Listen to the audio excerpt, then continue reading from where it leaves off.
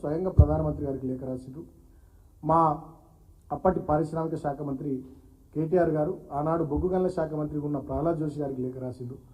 మేము సింగరేణి ప్రాంతంలో ఉన్నటువంటి ప్రజాప్రతినిధులు అందరం కూడా అదేవిధంగా కార్మిక సంఘాలన్నీ కూడా సింగరేణి బొగ్గు బావులను ఇవ్వాలి తప్ప వేలం పాటలు పెట్టొద్దు అని చెప్పి మేము కోరినాం.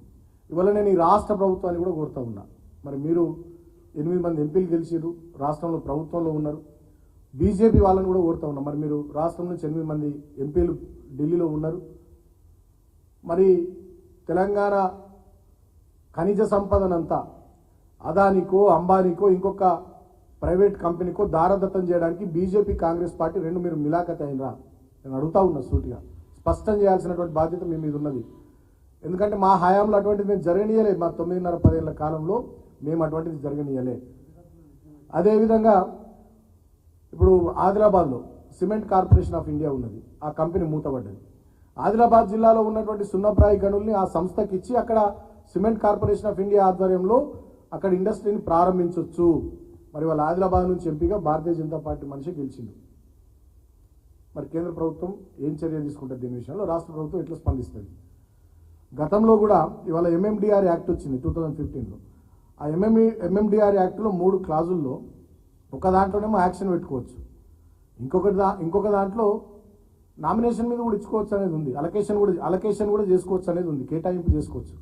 దాన్ని అనుసరించే ప్రధానమంత్రి గారి సొంత రాష్ట్రం గుజరాత్లో లిగ్నైట్ మైన్స్ని గుజరాత్ మినరల్ డెవలప్మెంట్ కార్పొరేషన్ వాళ్ళు అడిగితే ఆ అలకేషన్ పద్ధతిలో ఎంఎండిఆర్ యాక్ట్లో ఉన్నటువంటి దాని ప్రకారం అలకేషన్ పద్ధతిలో వాళ్ళకి ఇచ్చిర్రు.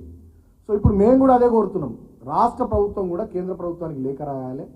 తెలంగాణ రాష్ట్రానికి సంబంధించినటువంటి అన్ని ఇనుము ఖనిజపు గనులను కానీ, సున్నప్రాయి ఖనిజపు గనులను కానీ, మ్యాంగనీస్ ఖనిజపు గనులను కానీ, బొగ్గు బావులను కానీ సింగరేణి సంస్థకి ఇచ్చేటట్టుగా రాష్ట్ర ప్రభుత్వం కూడా కేంద్ర ప్రభుత్వం మీద ఒత్తిడి తీసుకురావాల్సినటువంటి బాధ్యత ఉంది.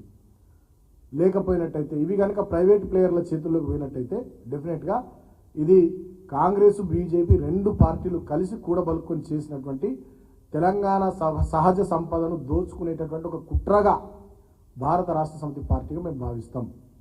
ఎందుకంటే విభజన చట్టం ప్రకారం బయ్యారంలో ఉక్కు కర్మాగారం పెట్టాలి.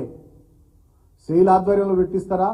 ఎవరి ఆధ్వర్యంలో పెట్టిస్తారో, ఏ పిఎస్యు ఆధ్వర్యంలో పెట్టిస్తారో పెట్టియండి బయ్యారంలో ఉక్కు కర్మాగారం. లేదంటే సింగరేణి సంస్థ ఆధ్వర్యంలో పెట్టిస్తారా? పెట్టియండి.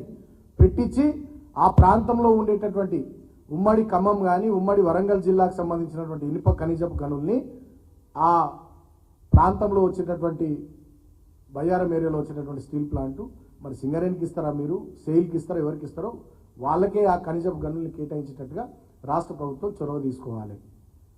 సో ఇట్లా చేయకుండా ఇవి ప్రైవేట్ రంగానికి సంబంధించినటువంటి వాళ్ళకి దారదత్తం చేస్తాం అనుకుంటే డెఫినెట్గా ఇది పెద్ద కుట్ర. ఆ కుట్రలో భాగంగానే తెలంగాణ మీద భారతీయ జనతా పార్టీ, కాంగ్రెస్ పార్టీ ఎక్కడ లేని ప్రేమ ఒలకబోసి ఇక్కడ రాష్ట్రంలో అక్కడ కేంద్రంలో అధికారంలోకి వచ్చి వాళ్ళ తెలంగాణ సహజ సంపదను దోచుకొని పోతున్నారనేది తెలంగాణ ప్రజలకు స్పష్టంగా అర్థమవుతుంది. మీ వైఖరిగా రాబోయే రోజుల్లో దీని ద్వారా బహిర్గతమవుతుంది. ఇప్పటికైనా నేను ఈ ప్రభుత్వాన్ని డిమాండ్ చేస్తూ ఉన్నా. ఈ ప్రభుత్వం వచ్చి 6 నెలలు దాటిపోయింది, 7 నెలలు నడుస్తున్నది. సింగరేణి బొగ్గు బావుల్ని సింగరేణి సంస్థకి ఇవ్వాలని చెప్పి ఒక్క లేఖ కూడా ఇప్పటివరకు ముఖ్యమంత్రి రాయలే ప్రధానమంత్రికి. ఇప్పుడు మొన్న కిషన్ రెడ్డి గారు లేఖ రాసి ఈ మైన్స్ అన్నిటికి సంబంధించి వేలం పాట మీరు పెట్టాలి ఇమీడియట్గా అని చెప్పి కిషన్ రెడ్డి గారు కేంద్ర మంత్రిగా లేఖ రాసిందంటే ఇప్పటి నుంచి రాష్ట్ర ప్రభుత్వం మేము పెట్టాము, సింగరేణి సంస్థకే ఇవ్వాలి, లేకపోతే రాష్ట్ర ప్రభుత్వ పరిధిలోని టీఎస్ఎండీస్కి ఇవ్వాలి అనేటటువంటి ఒక లేఖ కూడా రాయాలి. ముఖ్యమంత్రి గారు రాయాలి, సంబంధిత మంత్రి, ఇండస్ట్రీస్ మినిస్టరు, ఎవరు కూడా స్పందించాలి.